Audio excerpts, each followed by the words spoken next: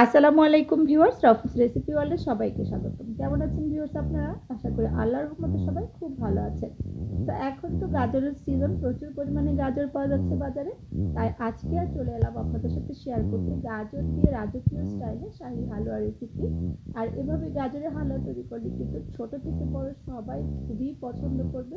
একদম একদম আঙ্গুল চেটে পুটে খেয়ে নেবে, এতটা মজার হয় এভাবে গাজর হালুয়া রান্না। তাহলে চলুন মূল রেসিপিতে। আজকের এই গাজরের হালুয়া রান্না করার জন্য এখানে আমি 1 কেজি গাজর নিয়ে নিয়েছি। আর একদম ফ্রেশ গাজরটা নিতে চেষ্টা করেছি আমি।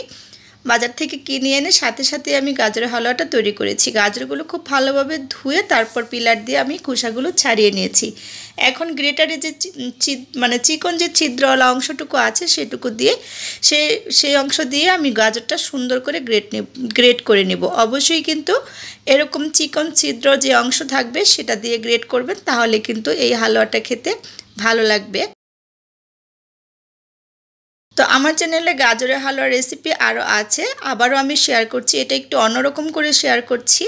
তো একটা গাজর আমি গ্রেট করে নিয়েছি, আর সবগুলো গাজরই আমি অফ ক্যামেরায় দেখুন গ্রেট করে নিয়েছি। গ্রেট করার পরে দেখেই বুঝতে পারছেন যে কতটা মিহি হয়েছে। আমি ব্লেন্ড করেও গাজরের হালুয়া তৈরি করেছি, সেই রেসিপিটাও আমার চ্যানেলে আছে, আপনারা চাইলে দেখে আসতে পারেন। তো গাজরের বরফির রেসিপিও আছে, সেটাও দেখে আসতে পারেন।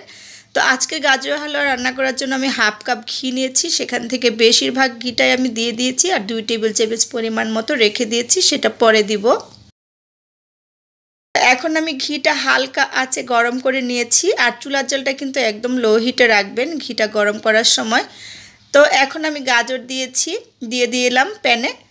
সবগুলো গাজর দিয়ে ঘির সাথে আমি 4 থেকে 5 মিনিট খুব সুন্দর করে মিডিয়াম লো হিটে ভেজে নেব। অবশ্যই কিন্তু গাজরের হালুয়া রান্নার ক্ষেত্রে এই কাজটা করবেন।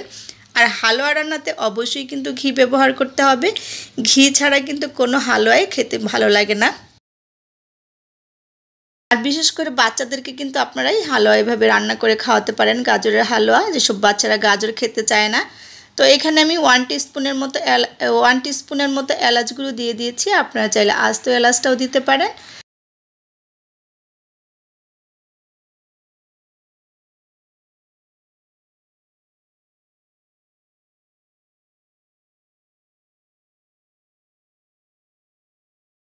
খুব সুন্দর করে দেখুন আমি ভেজে নিয়েছি 4-5 মিনিট সময় ধরে। গাজরগুলো আমার ভেজে নেওয়া হয়ে গেছে। এ পর্যায়ে আমি এখন দুধ অ্যাড করব, গাজরটা যাতে একটুখানি সেদ্ধ হয় সেজন্য, সেদ্ধ করার জন্য। তো আপনারা চাইলে পানিটা অ্যাড করতে পারেন, সেক্ষেত্রে গুঁড়া দুধটা বাড়িয়ে দিতে হবে। তো আমি হাফ কেজি দুধ জাল করে অর্ধেক করে নিয়েছি, ঘন করে নিয়েছিলাম। সেই অর্ধেক দুধটাই আমি 1 কাপ দিয়ে দিয়েছি এখানে।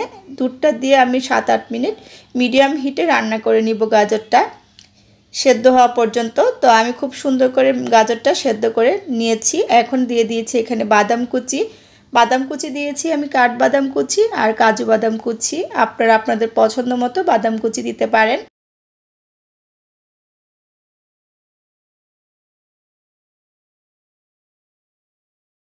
দিলাম এখন আমি হাফ কাপ গুঁড়া দুধ।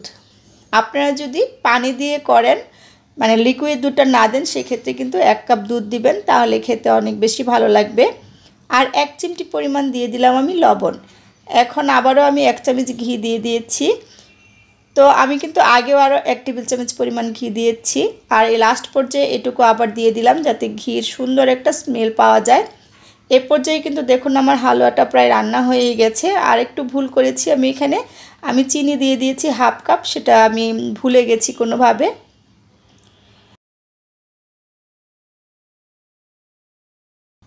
তো অবশ্যই চিনিটা আপনারা আপনাদের টেস্ট অনুযায়ী দিয়ে দিবেন। আমার হালুয়াটা একদম পারফেক্টভাবে রান্না হয়ে গেছে। চুলা থেকে নামিয়ে নিয়েছি আমি, নামিয়ে পরিবেশন করে নিচ্ছি। কিছুটা ঠান্ডা করে নিয়েছি। আর গাজরের হালুয়াতে চিনি বেশি কিন্তু দেওয়া লাগে না, এমনিতেই গাজর মিষ্টি থাকে। চিনিটা একটু বুঝে দিবেন আর কম দিবেন, তাহলে দেখবেন হালুয়াটা অনেক বেশি ভালো লাগবে খেতে। আর হালুয়াটা এতটা লোভনীয় হয় যে চুলা থেকে মাত্রই কিন্তু শেষ হয়ে যাবে, এতটা মজার হয়। তো উপর দিয়ে আমি আরও কিছুটা কাঠবাদাম কুচি আর পেস্তা বাদাম কুচি দিয়ে ডেকোরেশন করে নিচ্ছি।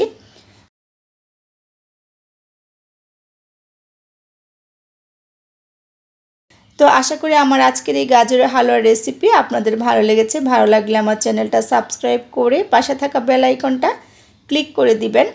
আর যে যেখান থেকে দেখছেন অবশ্যই কমেন্টস করবেন আর ফ্রেন্ডস ফ্যামিলির সাথে বেশি বেশি করে শেয়ার করে দিবেন।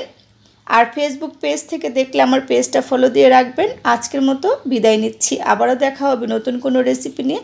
সে পর্যন্ত সবাই ভালো থাকবেন, সুস্থ থাকবেন। আল্লাহ হাফেজ।